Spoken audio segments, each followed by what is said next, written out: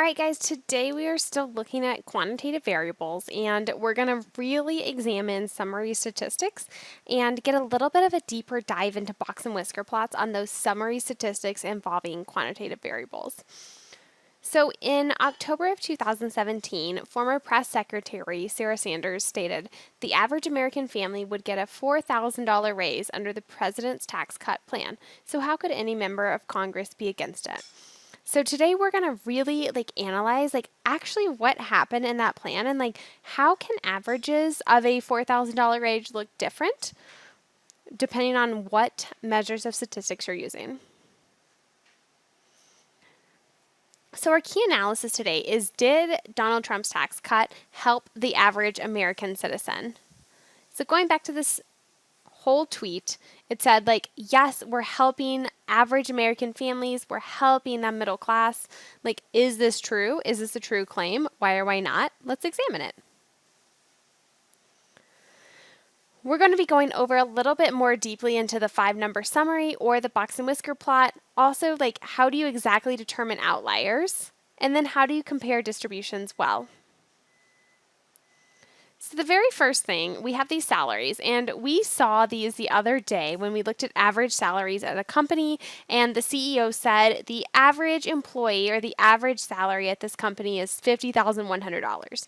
And you guys all did a really great job of saying absolutely not, that's not true. So let's keep on working with the same data set because let's get a really good feel of you already have used this and you already realize you already know what are outliers and what probably are outliers, but let's really stamp that definition here. When we are talking about the 5-number summary or making a box and whisker plot, it is important to note that we split this up into quartiles. So Q1 is 34%. Right here, the median is 34.5, or the 50th percentile, halfway between 34 and 35. And then Q3 is going to be at 41 because 41 is halfway between 39 and 43. We all know this. We're good to go. So quartiles are literally just taking this data and splitting them into quarters. Also on this data, we have a minimum of 29 and a maximum of 185. All things important to note.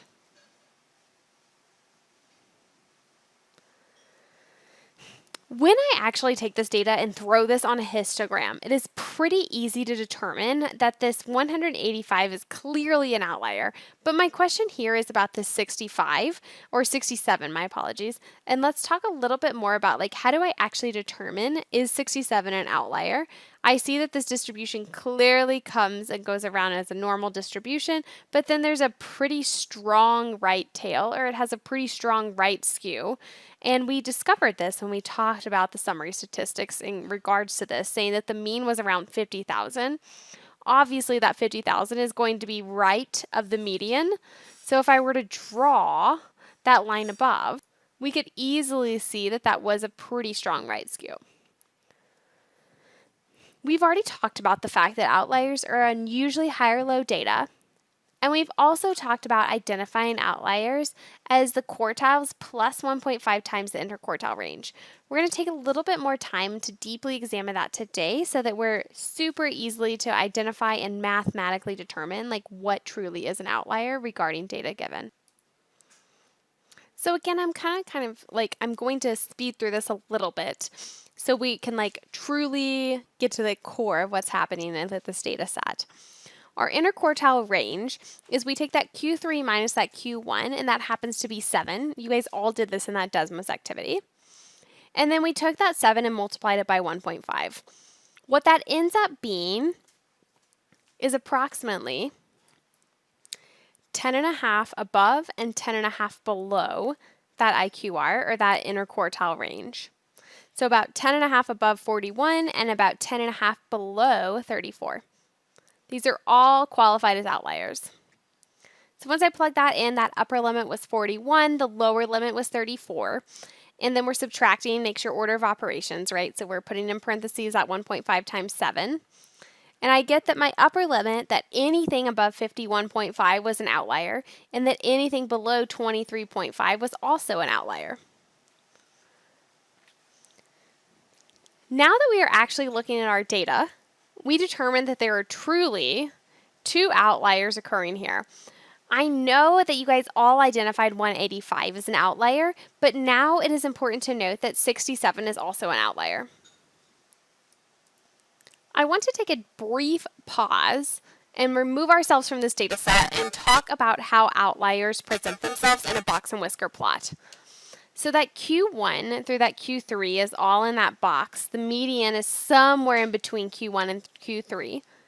Remember that we're showing that like where does it start, right? And anything that's below 1.5% of that interquartile range is going to be an outlier lower than that first quartile. And anything above that fourth quartile, 1.5 times that interquartile range above that Q3 starting point, is going to lie to the right of that IQR, or that whisker that extends to the side. Now, oftentimes when we see skew, we think about like where is the tail? And I know that a lot of times when we see data, like right skew and left skew sometimes is confusing to determine like, oh wait, is that right or is that left? But really where those words come from is like where is the tail of the data set, or where is the pool? How is the mean being pulled away from the median or pulled away from the bulk of the data? So a right skew is essentially a data set that has a box and whisker plot that has a really strong right tail, right? So the median is somewhere in the center of the data and the mean is being pulled to the right of the data. A left skew is a data set that has a significant amount of low values that don't fall within our normal values. So our median lies somewhere in the center and our mean is being skewed pretty heavily to the left. So we have a pretty strong left tail here. The 5-number summary goes as follows. When we're giving a 5-number summary about data, we want to include the minimum, the first quartile, the median, the third quartile, and the maximum. This gives us a true idea of like A, where is the bulk of our data lying? And then B, also what could and maybe are outliers.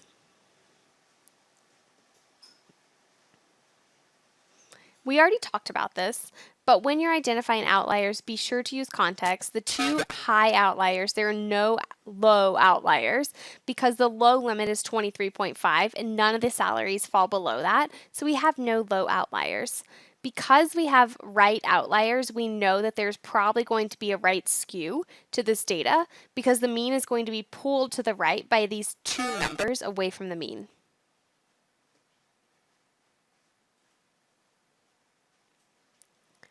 If I were to draw a box plot, and note that this is not to scale yet, we're going to actually put it to scale. If I were to draw a box plot of the data of these salaries, the minimum would be at 29, right? I would be going all the way up to that like 43, and then those 2 outliers of 67 and 185 are going to be just points or ordered pairs. So I can already see from this box and whisker plot that I'm going to be a little bit right skewed. But when I put it to scale and actually start thinking about all these percentiles, when I put it to scale, I see a pretty drastically different picture, a drastically different script. The bulk of my data lies somewhere between 29 and 43. And then I have a few big numbers from there. So truly we can see when we plot this on an even scaled y-axis that there is truly a right skew happening here, or values that are pulling that mean far away from that median to the right. Again, note that when I drew my graph, we included all the typical graph drawing cues that you should be including, which is the title, salaries at a company, tick, tick, which I'm saying, okay, tick, tick, tick, tick, tick. I'm going off and I'm labeling correctly, and then label, label, label. Salaries in thousands, salaries at a company, and it's all drawn to scale. Remember when we're describing the distribution, we use that CSOCS or that CSOS statement. We're going to say the subject of the data, which is salary at the company, the shape or the skew. Don't use modes here. Outliers, which are those dots, or the numbers that fall above that 1.5 of IQR. We're going to use the center, On this, because it's so skewed, the best measure of center is going to be the median, so that's going to be my center here. And then the spread, the bulk of my data lies within this IQR, so I'm actually going to use my IQR as my spread. For box plots, dots for outliers, median for center, and IQR for spread are going to be the best indicators of that distribution. Please write that down. In summary, we will summarize here. Data was collected on salaries at a company. The distribution appears to be right skew because there are high outliers. The two high outliers are at 67 and 185,000, and the median of the distribution is 34,500. The interquartile range is 7,000. These are all important to note, and hopefully if you were summarizing this data, your summary would look something similar to this or describing the distribution of this data. Last but not least, let's actually go back to our original prompt and start comparing some distributions here. So our original prompt stated that the average American family would get a $4,000 raise under the tax cut plan. So let's actually start thinking about like, okay, how can we use averages or how can we use those values to skew the script here? With tax plan A, let's talk about this household tax cut. Here's a box and whisker plot representing tax plot cut A. Obviously, we see there's a little bit of a skew here, right? Whenever our box and whisker plot is not symmetrical, there's going to be a skew. But that mean value does lie at 4,000. So there's a little bit of a left skew occurring with this first box and whisker plot. But now I'm going to show you a separate box and whisker plot. This box and whisker plot still has a mean value of 4,000. But if you look at the interquartile range, the interquartile range happens to be between like, these are low values, right? But like somewhere probably between 200 and 700. So very small interquartile range, but these tax cuts way up here, or these outliers, are all pulling that mean to have a heavy right skew. So let's compare these distributions. I want for you guys to take a second and pause the video and compare both of these distributions using that seesaws. So remember to use comparative language, less than, greater than, similar, etc. when you are creating or comparing both of these box and whisker plots. Both of these represent a $4,000 average tax cut, but what is different about this?